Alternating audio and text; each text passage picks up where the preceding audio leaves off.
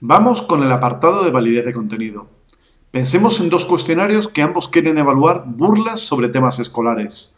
Uno de ellos, con preguntas del estilo me llamaban cerebrito, mientras que en otro, que es el que hemos estado viendo de ejemplo en clase, las preguntas que cubren más el contenido relativo a inteligencia, relativo a habilidad, incluiría preguntas del estilo la gente decía que te comportabas como un tonto.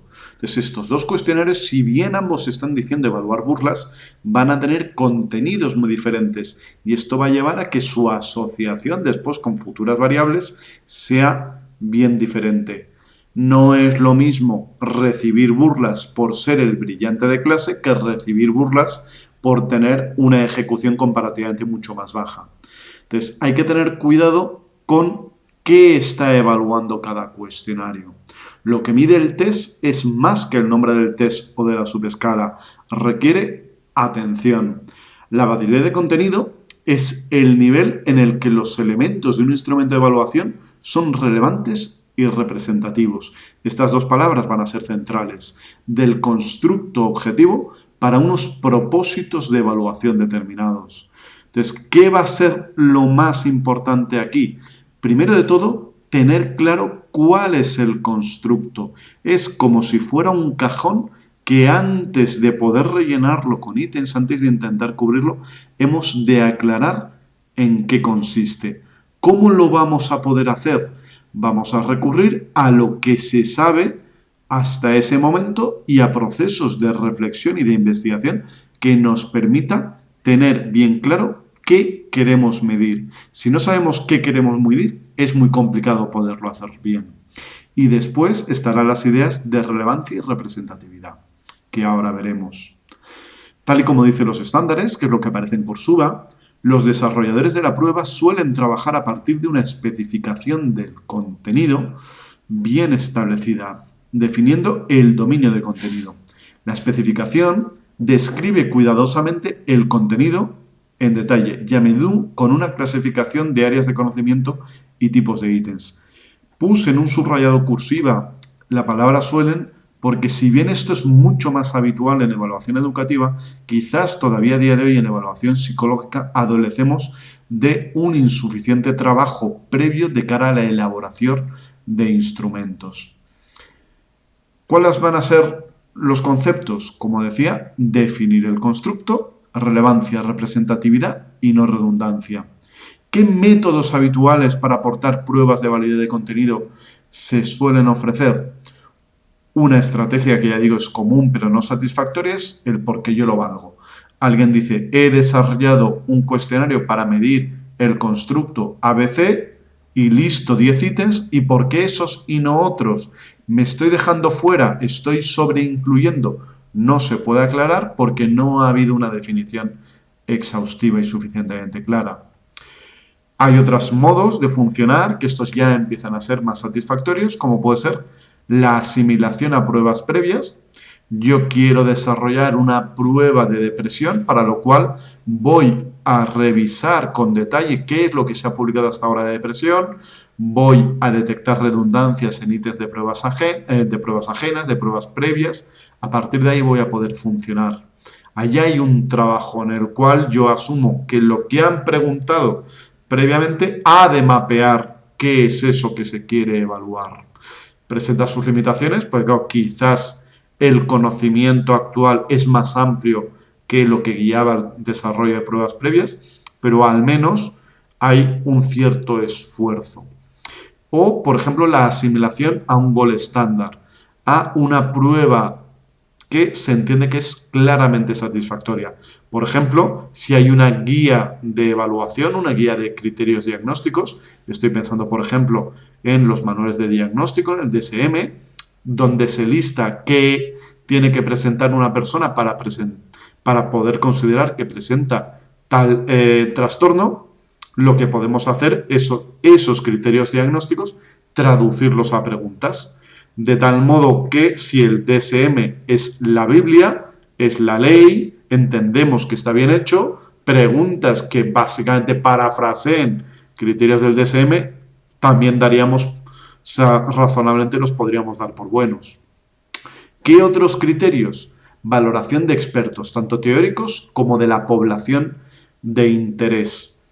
Si yo quiero evaluar trastorno de estrés postraumático, puedo preguntar a quienes han trabajado de un modo clínico en esa situación o también a gente que ha desarrollado instrumentos, gente teórica, gente más práctica, o dentro de la población de interés yo podría recurrir y localizar informadores de asociaciones de militares que hayan pasado por conflictos, de mujeres que hayan sufrido abusos sexuales, porque probablemente ahí va a haber trastorno de estrés postraumático, personas que lo presenten. Les puedo preguntar por sus vivencias y para esas personas cuáles son los elementos característicos centrales que sería razonable evaluar. Y para acabar con esta diapositiva hay que tener en cuenta que los test pueden caducar. Lo que hoy vale, pasado mañana puede no valer y hay cosas que quedarían fuera que habría que incorporar o cosas que estaban dentro que habría que sacar. ¿Qué es eso de que los contenidos sean relevantes, representativos y no redundantes? Como decía, si yo entiendo el contenido como una caja, como un cajón, ¿qué es lo que voy a intentar? Con cada ítem voy a indicar qué parte del cajón estoy mapeando, estoy intentando cubrir. Yo lo que quiero es no preguntar algo que caiga fuera del cajón. Por ejemplo, en una asignatura sería una pregunta del estilo de ¿qué comenté yo tal día en clase? ¿Qué chiste hice? Algo que no forma parte del contenido de la evaluación. Ese sería un modo inadecuado de intentar premiar a quienes asisten a clase, que se podrá hacer o no, pero que no se encubra eso como bajo el nombre de que estás evaluando el contenido de tal asignatura, porque eso no formaría parte. Entonces, lo mismo vale para otras descripciones que hace falta ser riguroso y saber qué es lo que se está midiendo o se está dejando de medir. ¿Qué más quiero saber? Lo dicho, que caen dentro, pero que caen razonablemente dentro, intentando cubrirlo todo, de un modo equilibrado. Este le daría el componente de relevancia y en la medida en la cual yo cubra de un modo equilibrado de representatividad. ¿Cuándo tendremos un problema de redundancia? Cuando haya una cobertura excesiva y desequilibrada de alguno de los contenidos, dañando la presencia de otros contenidos. Entonces, si yo estuviera lanzando de un examen de 40 preguntas, 30 de ellas del tema 1, siendo que hay 10 temas, eso sería un exceso de redundancia, sería un problema en la evaluación de la prueba. Como decía, es habitual en evaluación educativa quizás tener más en cuenta el componente de validez de contenido. Aquí tendríamos las tablas de especificaciones para pruebas de conocimiento matemático en educación tanto primaria como secundaria, donde se está recogiendo información sobre qué procesos cognitivos se busca fomentar y qué aprendizaje vía procesos se espera del alumnado, junto con también una caracterización de los contenidos. Y en este caso se lleva al nivel de detalle de especificar porcentajes. Es también común que esto que se está planteando como dos tablas separadas, a la hora de la verdad, se trabaje de un modo conjunto, con una tabla que podría ser de procesos por contenidos. Y aquí vendría detallado, de tal modo que sabríamos en qué medida estamos cubriendo cada una de estas características de aquí. Para llevar a cabo esta tarea se suele recurrir a expertos donde se le presentan los ítems y se les pide que indiquen qué es lo que está evaluando cada uno de ellos. No hay puntos de umbral rígidos y perfectamente definidos, se suelen especificar a priori de tal modo que, por ejemplo, si más del 10% de los expertos discrepa con respecto a la asignación que por construcción se había hecho de ese ítem, se entiende que el ítem no funciona adecuadamente. Lo relevante no va a ser solamente que se trabaje con expertos, que obviamente es algo que va a mejorar la prueba, sino que cuando se detalla queda claro que ha habido un trabajo riguroso de mejora y de intentar garantizar el proceso. Entonces, por eso no hay un umbral perfectamente definido, sino que también dependerá de los usos y aplicaciones de la prueba. Si va a ser una prueba, por ejemplo, de muy altas consecuencias, si va a ser algo que pueda tener un impacto muy relevante en la decisión que se va a tomar sobre los evaluados, sobre los examinados, el nivel de rigor tendrá que ser más alto en comparación con una prueba de impacto más reducido. Pero se trabajaría con expertos para que dieran opiniones, para que realizaran valoraciones. Y eso a través de un proceso formalizado, estandarizado y documentable. Lo que es lo mismo, no se le pasa a unos expertos en una servilleta en un bar para que te digan qué te parece mi cuestionario, sino que está especificado cuáles son las tareas y cómo se van a revisar y qué decisiones se van a poder tomar con ellas. En esta misma línea, aquí lo que se hace es algo parecido, se recogen los ítems y se le pide a un experto, a varios, que para cada uno de ellos indique en qué medida cree que está midiéndose satisfactoriamente cada uno de los objetivos, con la misma línea, con el mismo objetivo.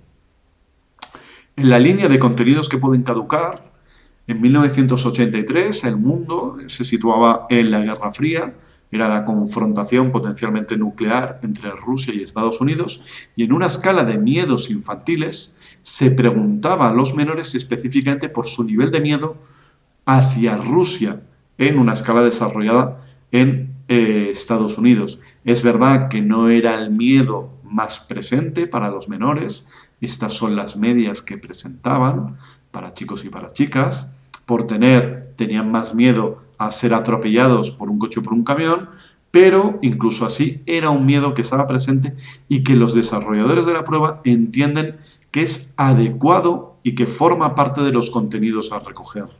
Con el paso de los años y el fin de la Guerra Fría, cae Rusia como entorno, como país, como fuente de miedo y se sustituye ese ítem 73, donde ya no se va a preguntar en versiones más actuales de esta prueba por Rusia, sino por terroristas, porque esa fuente de miedo se entiende que ha cambiado.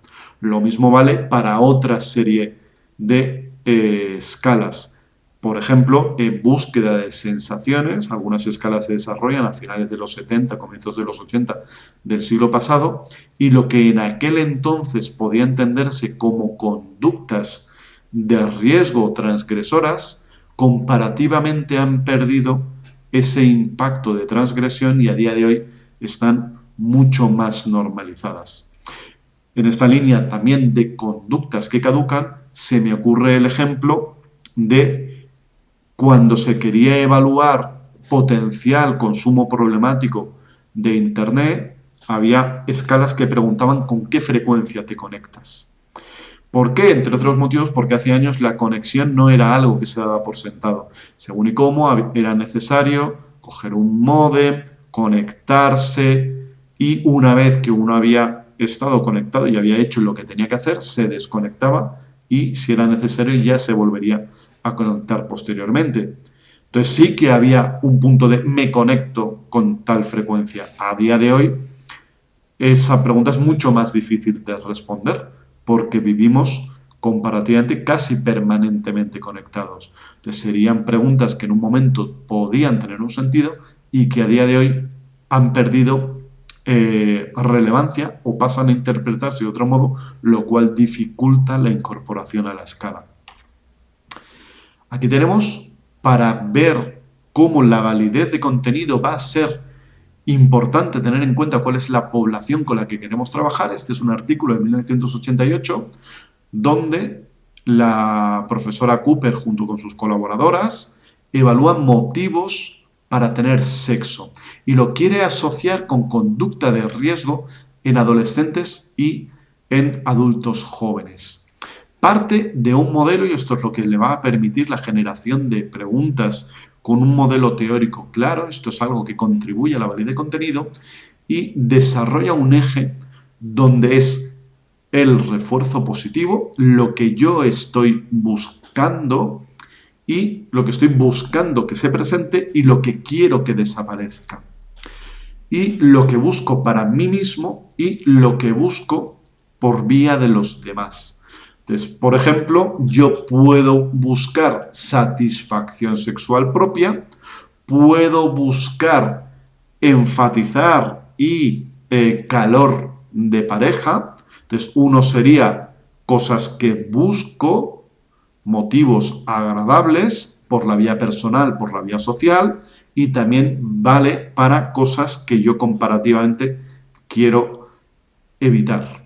Yo quiero evitar problemas, quiero sentirme mejor a través del sexo o quiero quitarme de encima presión social para tener relaciones sexuales. Entonces, con este modelo es como se generan las primeras preguntas y después de una serie de análisis lo lleva a el desarrollo de 6 dimensiones, que son las que aparecen ahí comentadas.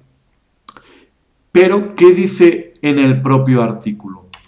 Dice explícitamente que en ese estudio no se habla de la procreación, de tener sexo con fines reproductivos. No niega que pueda ser un motivo relevante, pero dice, para la gente que yo quiero evaluar y con mis objetivos de investigación, dado que para adolescentes el afán reproductivo es básicamente trivial, no tiene sentido que yo incluya estas preguntas. Así que la escala de motivos para tener sexo es motivos para tener sexo con un determinado grupo para una determinada edad y porque estamos especialmente orientados a ellos y a su asociación con conducta de riesgo. Por tanto, cuando se habla de validez de contenido, como en el resto de elementos de validez, esta va a venir condicionado a una serie de determinantes de con quién trabajo y para qué trabajo, para qué estoy evaluando, para qué quiero usar esas puntuaciones. Y en la misma línea de la relevancia del desarrollo teórico concienzudo y los problemas que puede tener arrastrar una escala directamente que proviene de un ámbito a otro aparentemente equivalente, tendríamos una escala de motivos para juegos de azar. En línea del juego patológico de la que anteriormente se llamaba ludopatía. Y es esta escala que se desarrolla en el 2008 de motivos para jugar, que bebe de una escala de nuevo de Cooper, que en este caso la escala de motivos de Cooper era para beber. Y en esta, Cooper lo que define son 3 motivos. Define los motivos de para sentirme bien, los motivos sociales y los motivos de para no sentirme mal. Entonces, ¿qué hacen los autores de la escala de motivos para jugar? Hacen una traslación directa diciendo si estos eran los motivos de beber, algo parecido tendrá que pasar con los motivos para jugar.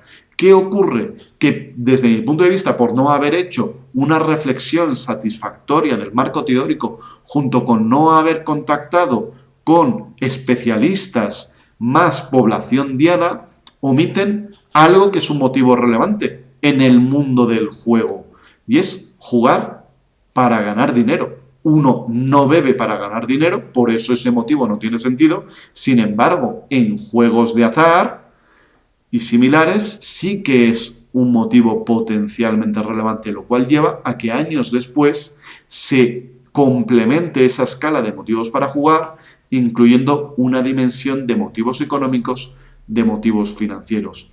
Así que cuidado con escalas que no han sido adecuadamente cubiertas por el apartado de una buena definición del constructo y de qué es necesario cubrir en el mismo. Hay varias guías, varios modos de intentar aportar pruebas de validez de contenido y el punto es que, como siempre, no podemos asumir que el contenido está adecuadamente cubierto salvo que se intente convencernos de lo contrario. La escala, esta escala mide tal punto sin desarrollar no sería un argumento satisfactorio. ¿Qué hace falta? Definir con cuidado el dominio y las facetas del constructo y someterlas a validación de contenido antes de desarrollar otros elementos del instrumento de evaluación. No tiene sentido empezar con análisis factoriales, relaciones con otras variables, lo que sea, si uno anteriormente no ha fijado el contenido y el tamaño de la caja del constructo. Hay que someter todos los elementos del instrumento a validación. El instrumento son las instrucciones, son los propios ítems y sus redactados, son las alternativas de respuesta. Todo ello ha de ser objeto de revisión. Tiene sentido emplear una muestra de la población objetivo y de expertos para la generación inicial de ítems y de los otros elementos y también para su revisión. Entonces, en esta línea tiene sentido emplear múltiples jueces para la validez de contenido y cuantificar las valoraciones utilizando métodos estandarizados, formalizados, no informales de dime qué te parece. Tiene sentido examinar la representación proporcional de los ítems. Si yo, por ejemplo, dijera que la ansiedad tiene un componente cognitivo, un componente somático y un componente conductual, lo que tendría aparentemente poco sentido sería cargar toda la evaluación en una de esas tres dimensiones, en el caso de que se entendiera que han de tener el mismo peso. En esta línea también, como decía, hay que informar de los resultados y eso a nosotros como usuarios nos permitirá el revisar y el saber que esto no es estábamos el grupo autor de este cuestionario y listamos estos ítems, sino que ha habido un trabajo concienzudo. Hay que emplear análisis para refinar el constructo y reevaluar la validez de contenido si es necesario modificar algo del test. Tal y como dice el que fue presidente de la Sociedad de Psicometría Internacional, uno habitualmente ve que los constructores de test empiezan con un conjunto de ítems basados más en el hábito o en la intuición que en una teoría establecida que guíe la selección de estos ítems y a partir de ahí se puede hacer el resto del trabajo. Aquí tenemos una escala para evaluar el desempeño laboral.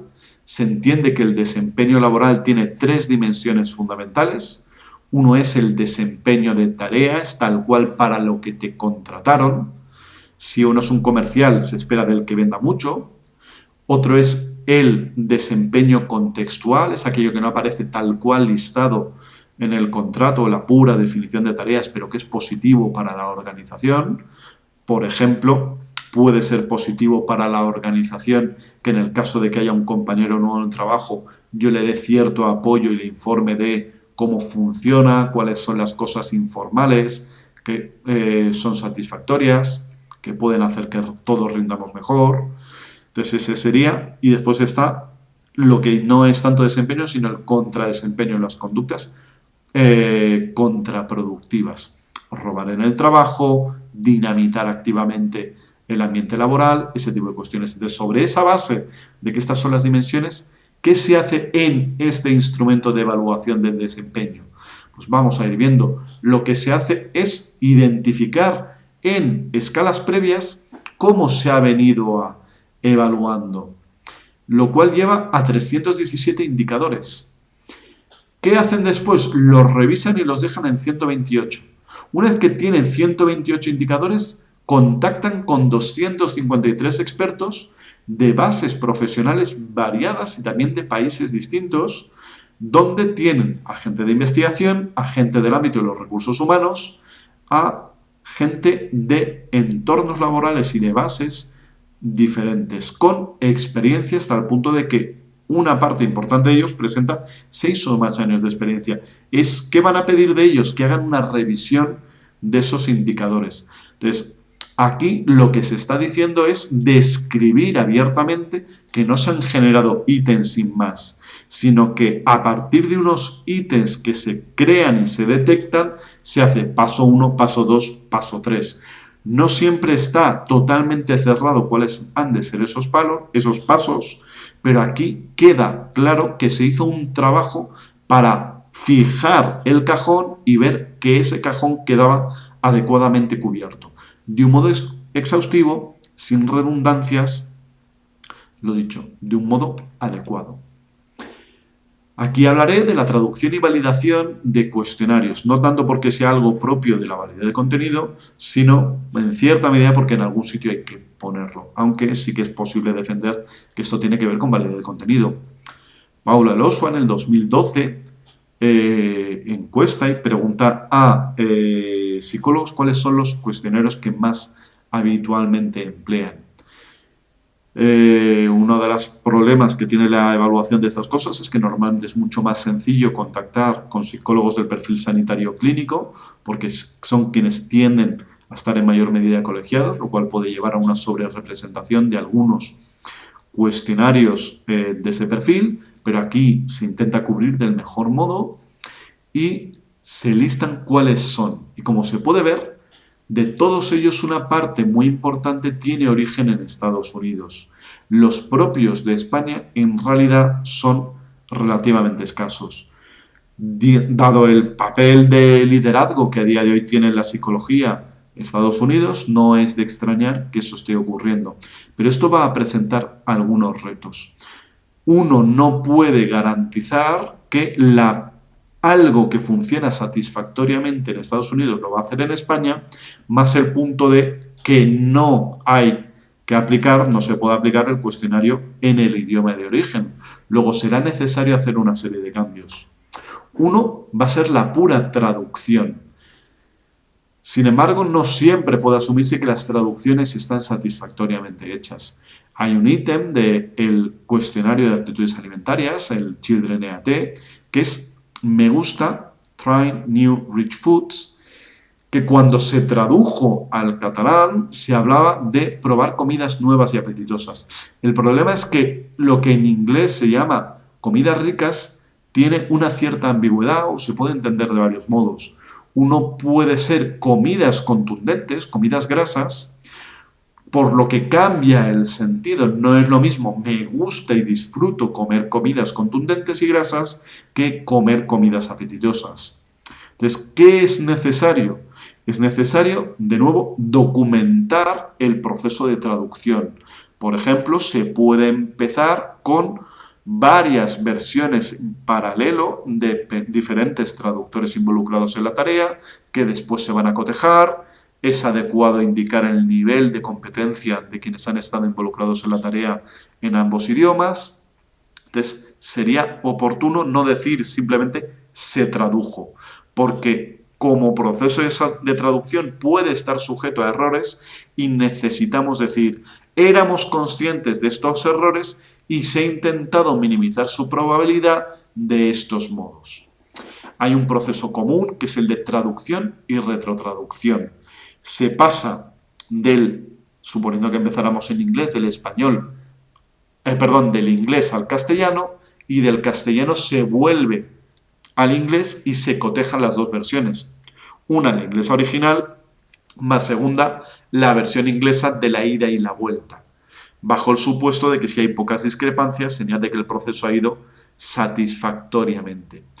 Esto presenta algunos problemas, pongamos el caso de que estuviéramos hablando de traducir la palabra fútbol en inglés estadounidense. Una posible traducción podría ser balompié. ¿Qué inconveniente tendría? Que si yo traduzco de vuelta balompié al inglés, lo voy a hacer bien. Pero en España no es el término que habitualmente se emplea. Entonces, lo que quiero decir es que uno puede hacer el camino de ida y vuelta bien y que se le pasen por alto potenciales errores. Pero, lo dicho, volvemos a estar en un punto de yo no voy a dar por bueno que las cosas están bien hechas, salvo que tú me cuentes de algún modo por qué lo tengo que creer que ha sido así.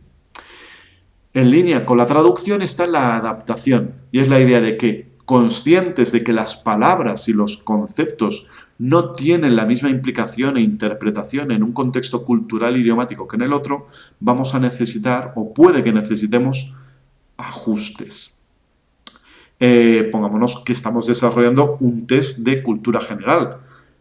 Preguntar quién fue el presidente Lincoln y a qué partido pertenecía, en Estados Unidos y en España van a ser cosas distintas. Quizás es una pregunta más básica en Estados Unidos, mientras que en España comparativamente es una pregunta más de nota. ¿Por qué? Porque estaríamos intentando, si no ajustáramos, recoger algo que en un sitio es marcador de cultura general y en otro no tanto de cultura general, sino de ciertas especificidades de cultura estadounidense. Y en este punto de la adaptación, y para que veamos cómo a veces la literalidad no tiene por qué tener las mismas implicaciones, podemos pensar en casos en los que podría sonar como buena idea el que todo el mundo respondiera literalmente lo mismo, pero podría generar problemas.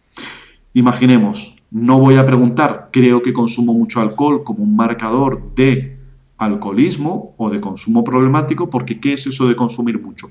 Vamos a hacer una pregunta más cerrada. Por ejemplo, ¿te tomas 4 copas al día o más? ¿Qué inconveniente tendría esto que aparentemente estamos cerrando la pregunta mucho más? Que no es lo mismo consumir 4 copas o más para un hombre que para una mujer, porque los marcadores de exceso son dependientes, entre otras cosas, de peso, que no tiende a ser el mismo entre hombres y mujeres.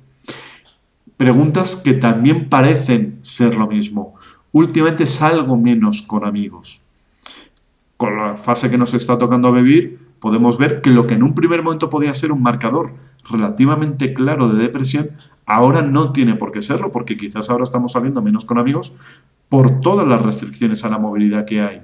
Y en términos más generales, si yo quisiera entender salgo menos con amigos con un marcador de depresión, quizás en una persona joven con un acceso mucho más sencillo a una vida social más dinámica, puede querer decir una cosa, pero para un anciano quizás no es que esté deprimido, sino que por edad la cantidad de amigos disponibles va menguando. Entonces, lo dicho, aquí la idea es, cuidado, que no todas las literalidades, no todos los enunciados, en realidad llevan al mismo proceso de respuesta. Y eso vale también para el caso de las adaptaciones, de llevar un cuestionario de un marco cultural y lingüístico a otro marco. Y de nuevo el proceso tiene que estar documentado y en la medida que se pueda con pruebas de equivalencia. Lo que en Estados Unidos valía para tal, aquí efectivamente tenemos indicación de que también es así. Y ahí tenéis un enlace a un artículo donde se plantean algunas de las bases de cómo se puede intentar hacer de un modo solvente esos procesos de traducción y de adaptación. Validez de proceso de respuesta. Lo que nos vamos a plantear aquí es si los procesos que pensábamos que generaban las respuestas son los que debían generar las respuestas, en línea con lo que veníamos comentando. Tenemos el nivel de rasgo, que es lo que yo realmente estoy interesado en evaluar, que entiendo que es lo que va a causar la respuesta. Pero a la hora de la verdad no va a ser el único determinante de la respuesta. Va a haber otra serie de elementos intervinientes. Por ejemplo, problemas de incomprensión. Si la gente no entiende lo que le estoy preguntando, va a haber gente que va a dejar en blanco, pero va a haber gente que interiormente va a hacer algo parecido a tirar de un generador de números aleatorios para responder. No te respondo a lo que me estás preguntando, sino a la película que yo me he hecho sobre lo que entiendo que tú me estás preguntando. Todos, el lenguaje psicológico más fino se podría contar mejor, pero todos tendemos a hacernos películas en cualquier acto de comunicación. Pero la idea es que ese hacernos películas recoja con la mayor probabilidad y fiabilidad y fidelidad posible la intencionalidad comunicativa del emisor. Entonces, intentamos que esa sección de otros que va a intervenir en la medida sea lo más baja. ¿Qué es la adivinación sofisticada? La adivinación sofisticada es, por ejemplo, en un test de conocimiento, cuando yo no estoy respondiendo realmente porque lo sepa, sino porque sé lo suficiente como para poder descartar alternativas. Por ejemplo, hay exámenes en los cuales la respuesta correcta es en la que se presenta concordancia de género y número. De tal modo que yo no necesito saber de lo que me están preguntando, yo necesito saber de castellano básico. ¿Qué sería la deseabilidad social? Cuando estamos proyectando imagen que entendemos que es la que se espera de nosotros. Entonces, en esos procesos de distorsión, en general, puede haber un nivel de autoengaño o un nivel de engaño hacia otros. Lo dicho, todo esto es para decir cómo uno tiene que ser consciente de que dentro de lo que yo quiero medir se me están metiendo otros elementos que influyen en cómo se generan las respuestas. Y en cómo se generan las respuestas hasta la consecuencia última, que es y cómo se puntúan las respuestas. Entonces, ese proceso de respuesta va a cumplirlo, va a atender a todo el proceso en el caso en el cual hubiese evaluadores. Aquí tenemos un ejemplo tomado de Viladrich, Torregrosa y Cruz, donde se están evaluando dimensiones de en qué medida los valores encajan en el ámbito deportivo como motivo para la práctica de valores. Entonces, ¿qué se hace aquí? En ese afán de documentación se dice, nosotros hicimos esta traducción, generamos una segunda versión, ¿por qué? Porque elementos como, por ejemplo, mis valores no quedaban adecuadamente, no se entendían de un modo del todo satisfactorio. ¿Por qué? Porque ya nos encargamos de preguntar a gente a la cual en realidad iba a formar nuestro grupo objetivo de evaluación. Y la palabra concordar tenía una carga lingüística, un nivel lingüístico que era posible reducirlo, porque si no, el margen de que hubiese gente que no nos entendiera bien era todavía más amplio. Y por eso se va diciendo cuál es el ítem original, qué versiones se han generado, cuál ha sido todo el proceso y cuál es la versión final con su justificación, todo satisfactoriamente descrito y argumentado. También tenemos, por ejemplo, escalas de evaluación del apoyo social y del apoyo social familiar. El apoyo social es tremendamente relevante y su inverso parcial, no es tal cual eso, pero elementos como la soledad se saben que son, por ejemplo, un factor de riesgo importantísimo en el ámbito de la salud. Y cuando digo importantísimo es que puede tener un impacto equivalente según qué niveles de soledad, como puede ser al consumo frecuente de tabaco o de alcohol. Entonces, en el ámbito de la evaluación del apoyo social se suelen pasar preguntas de este perfil, esta es una escala común. ¿Y qué se hizo aquí? Intentar aclarar qué es lo que la gente entiende por familia, porque en nuestra cabeza puede estar clarísimo y vamos a tener la tendencia de que lo que yo entiendo por familia va a ser el universal familiar. ¿Qué hace aquí? No vamos a hacer que la gente responda tal cual, sino vamos a hacer un proceso de responde en voz alta y justifica tu respuesta. No va a ser el modo final de recoger información para toda la gente que yo quiera evaluar, para toda mi muestra, pero sí al comienzo voy a buscar una cierta cantidad de gente que va a responder desde ese parámetros, hablando en voz alta, para que yo preguntándoles específicamente, para yo hacerme la idea de qué proceso están llevando para finalmente responder. ¿Y qué encontramos? Que cuando hablamos de familia vamos a tener desde unas definiciones de familia más nuclear, mis padres y 2 hermanos, familia más extensa, donde ya empezamos a poner sobrinos, primos, o también puede haber definiciones donde ya empezamos a poner lo que alguna gente llama la familia de elección. No solamente los lazos de sangre, sino también los amigos. Entonces, a la pregunta de qué apoyo familiar recibes, es conveniente el tener claro qué es lo que la gente va a entender por familia. Porque eso, si quiero después como evaluador, como encuestador, podría, por ejemplo, dentro donde pone situación familiar, explicitar, donde por familia, por favor, entienda usted tal y tal definición, o no, porque quizás quiero esa apertura del término familiar, pero al menos voy mejor informado de qué es lo que la gente está entendiendo por familia. Aquí, en ese proceso de comprensión, en una escala recientemente presentada, que es una de motivos para dejar de comer, se presentó en una fase previa, antes de la recogida final de información, una opción que era, esta pregunta para mí no tiene sentido. ¿Y qué se hace? Que para aquellos en los cuales más del 5% de los participantes dice que ese ítem no es relevante, no tiene sentido, no es comprensible, lo descartan de la versión final. ¿Por qué? porque si no lo que estamos haciendo es abrir la puerta a que los participantes respondan desde el error. ¿Por qué desde el error? Porque no viene su respuesta motivada por lo que nosotros queríamos evaluar. Y en este proceso de respuesta traigo un ejemplo de audiciones ciegas para la incorporación en las orquestas de gente actualmente escasamente representada. Esto sale principalmente del ámbito de la escasa representación de las mujeres en las orquestas.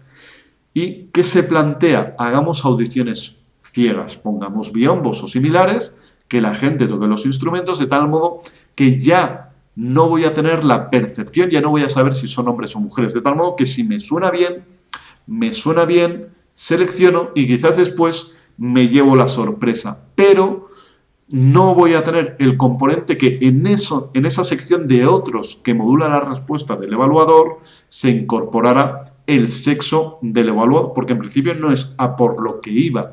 Yo quiero buenos músicos, buenas músicos, y no buenas personas adecuadas a el género que yo he decidido por estereotipo, que son quienes han de formar parte de la escuela. Y por eso se plantea, lo dicho, estas audiciones. Pero, y eso lo veremos posterior, incluso a día de hoy se cuestionan esas audiciones ciegas. Relación con otras variables.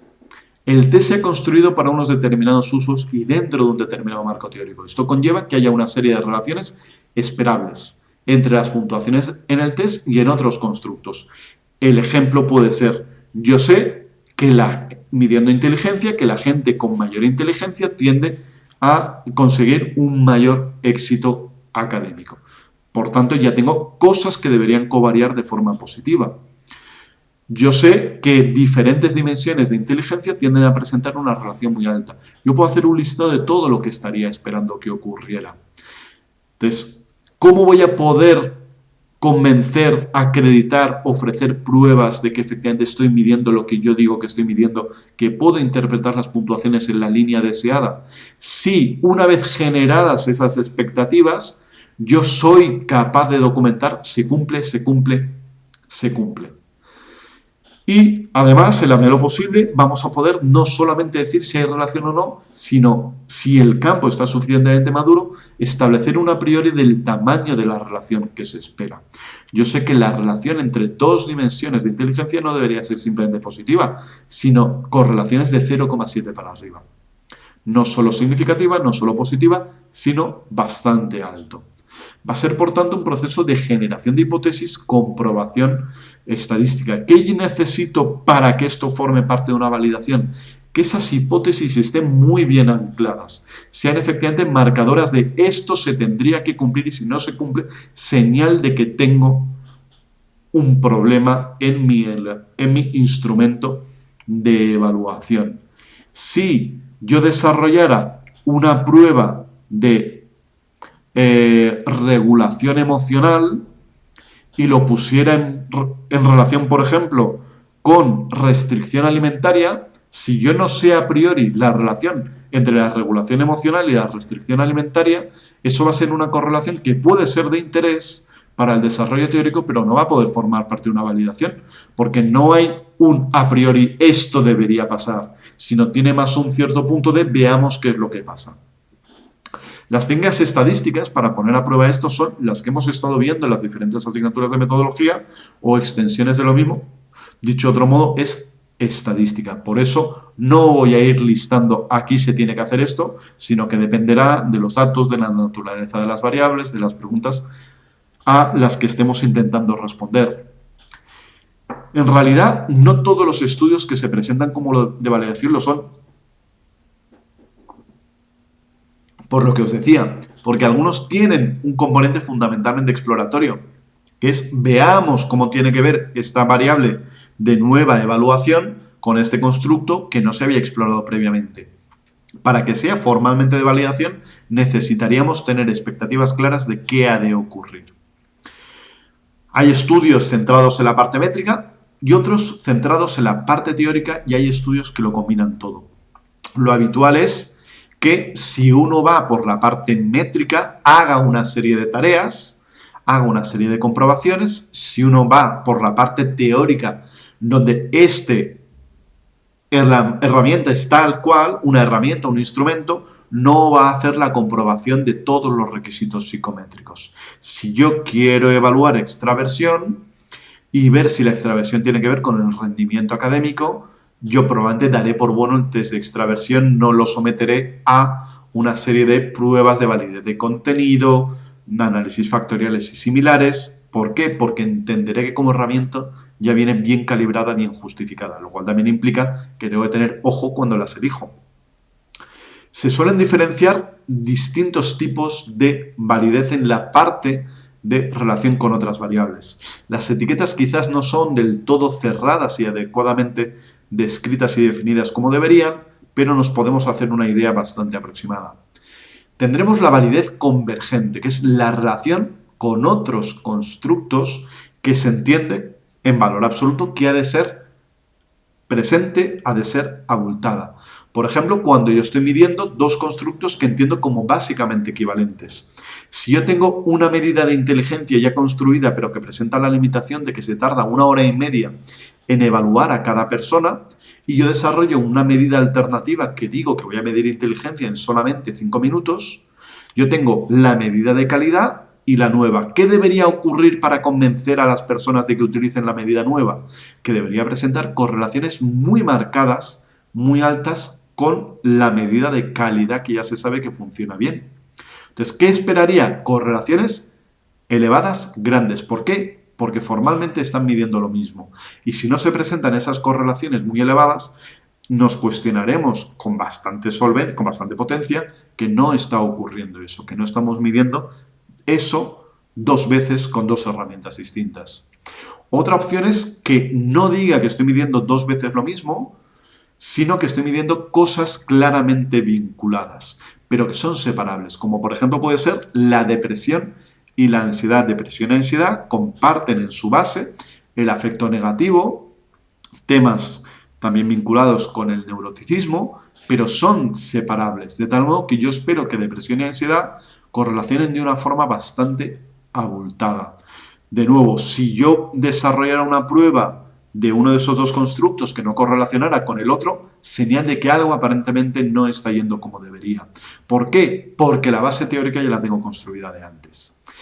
Por otro lado, tendremos la validez discriminante, que va a ser, de nuevo, relación con otros constructos, pero que ahora se espera que esa relación sea baja en valor absoluto o que sea comparativamente más baja.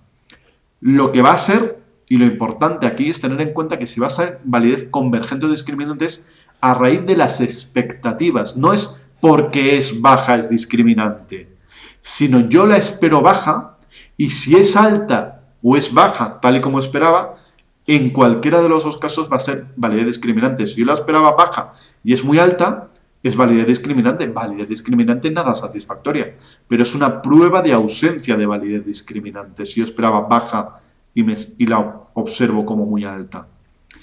¿Qué va a ser la validez concurrente? Cuando yo estoy poniendo en relación mi medida con una variable criterio, con algo que estoy especialmente orientado a su pronóstico, pero cuando ese criterio se evalúa simultáneamente. Por ejemplo, yo puedo querer seleccionar personal para una empresa, pero claro, tengo el inconveniente de que yo administro esa prueba de selección ahora, pero no sé cómo de bien están trabajando, lo cual me genera el punto de ¿y cómo puedo aclarar si está funcionando bien mi escala?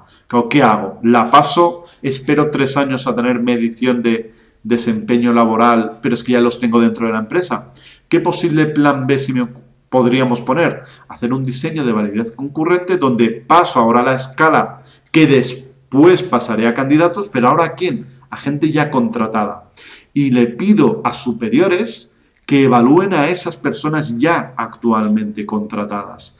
De tal modo que si la prueba de selección funciona de un modo mínimamente satisfactorio, las puntuaciones en la prueba que yo quiero emplear para el reclutamiento y selección a demostrar una relación positiva con el desempeño de ser capaz de pronosticarlo.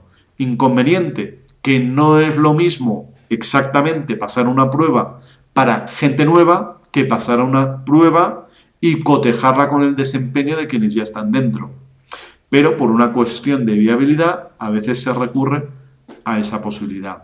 La validez predictiva es de nuevo cuando yo quiero pronosticar, pero ahora sí que voy a dejar que transcurra el tiempo. Por ejemplo, yo puedo pasar un test de ideación suicida, dejar pasar tiempo y ver a través de algún tipo de registro quienes efectivamente o bien se han suicidado o han cometido algún tipo de conducta autolesiva. En este caso, fijaba, por ejemplo, el margen de 5 años, sería cuestión de ver qué tiempo tiene sentido. Si me fuera a tiempos muy breves, quizás dada la infrecuencia de esta conducta, no tendría suficientes personas que pudieran haber llegado a emitirla. Entonces, validez concurrente, todo evaluado simultáneamente. Validez predictiva, el criterio ya lo evaluaremos posteriormente, vamos a dejar que pase el tiempo. Y tenemos también la validez consecuencial, que hay quien plantea que este no es un elemento de validez, pero como a día de hoy sí que forma parte de los estándares, lo consideraré. Que es plantearse cuáles son las consecuencias de la administración de los test. Especialmente cuando esas consecuencias pueden ser negativas y pueden pasar inadvertidas. Ejemplo, cuando uno cursa segundo de bachillerato y ese curso suele estar tremendamente orientado a la superación de la prueba de selectividad o alguno de los nombres que se le ha puesto. De tal modo que parcialmente es un curso donde ya desaparece en cierta medida el componente educativo y pasa en mayor medida, o en una parte muy importante, a estar orientado a preparación de una prueba. Por suerte, la preparación de la prueba no está totalmente desvinculada con el componente educativo, pero lo que quiero decir es que aquello que se evalúa tiene impacto posterior. Por ejemplo, hay quien ha planteado que preguntar por suicidio puede sugerir ideas no consideradas por los evaluados, puede activar un cierto malestar o puede dar ideas que después lleve a que la gente haga lo que no habría hecho en el caso de no haber sido preguntados. Si en conductas de control de peso le preguntamos a las personas, tú tomas laxantes para reducir el peso, aquí el temor sería, no los tomaba, pero ahora que lo dices no me parece mala idea. Tenemos indicación de que eso, al menos con el suicidio, no parece ir por ahí los tiros, sino en líneas generales en suicidio es adecuado normalizar el discurso, el hablar sobre el mismo y dentro de ese hablar también el preguntar sobre el mismo, que de hecho puede ser una herramienta para poner encima de la mesa potenciales problemas. En esta línea de las conductas y de las consecuencias potencialmente negativas es el inconveniente de financiar escuelas según los resultados en pruebas estandarizadas. La educación es más que preparar tal cual para el currículum cerrado, o al menos el currículum entendiendo como contenidos. Se supone que debe haber otros elementos como puede ser una educación en valores o otros elementos. Si solamente valoramos, por ejemplo, el contenido en matemáticas y lengua porque entendemos que es lo nuclear de la educación, ¿qué pasaría? Que el resto de asignaturas quedarían probablemente desatendidas, especialmente a más impacto tenga esa evaluación. Si la financiación de una escuela o el salario de los profesores dependiera de qué se saca en matemáticas o en lengua y desaparece historia, pues probablemente las horas de historia caerían en picado y dentro de historia se metería más o menos de refilón esas cosas que son las que tienen mayor impacto. ¿Qué también puede ocurrir? Que, por ejemplo, desatendiéramos a ciertos colectivos. Si pasáramos a pagar a los profesores por cuántos aprueban a final de curso, aquellas personas que tienen hay una sospecha razonable de que no van a ser capaces de superar el curso, pero que ahora bien quedarían muy beneficiados en el caso de que invirtiéramos esfuerzo para hacerles avanzar tanto como se pueda, pero si sabemos que probablemente no van a pasar el listón y nos jugamos dinero con ello, habrá quien diga, dejémosles caer. Entonces, ¿qué son los efectos iatrogénicos? Son los efectos negativos de según qué prácticas. Normalmente iatrogénicos se suele reservar especialmente a la práctica en el ámbito de la salud, pero generalizamos al ámbito de evaluación. Por ejemplo, esto es una cuestión de balance. Se sabe que ir a un hospital, en líneas generales, es un riesgo para la salud. No porque ya vayas mal, sino porque en los hospitales puedes acabar con lo que no llevabas. ¿Qué indica en esta línea? Que en este balance de riesgo de coste-beneficio, en la atención al riesgo, la idea es vete a un hospital si tienes una causa de peso para ir. Si es para un detalle menor, no te vayas, porque corres más riesgo del potencial ventaja que vas a sacar de esa visita. Desde nuevo, en la evaluación es tengamos en cuenta los potenciales efectos adversos y modulemos nuestras prácticas evaluativas según lo que vamos a sacar de bueno y el posible impacto negativo que podamos causar. Pero, en líneas generales, este es un aspecto poco atendido en la evaluación de la validez. Y cuando decía que todo esto va a depender, además, del entorno social en el que nos movamos y de cuáles son los fines de la evaluación. En ocasiones, los fines de la evaluación no va a ser solamente evaluar a quienes presentan más de aquello que estamos midiendo, sino que pueden cruzarse con otros deseos. Os ponía el ejemplo de la evaluación ciega en audiciones para orquesta, que hay quien a día de hoy dice no evaluemos de un modo ciego porque a través de esa vía no estamos incorporando a suficientes mujeres, a suficientes personas de colectivos en minoría. Hagamos un proceso no ciego donde activamente busquemos a personas de esos grupos que a día de hoy no están entrando en nuestras orquestas. ¿Por qué? Porque desde este punto no solamente se quiere medir ejecución musical, sino otros elementos. Y esos otros elementos no son ni buenos ni malos en general o siempre, sino que dependerán de las necesidades y de los valores de la sociedad donde se inserta ese proceso evaluativo. Y con esto acabaríamos el tema de validez.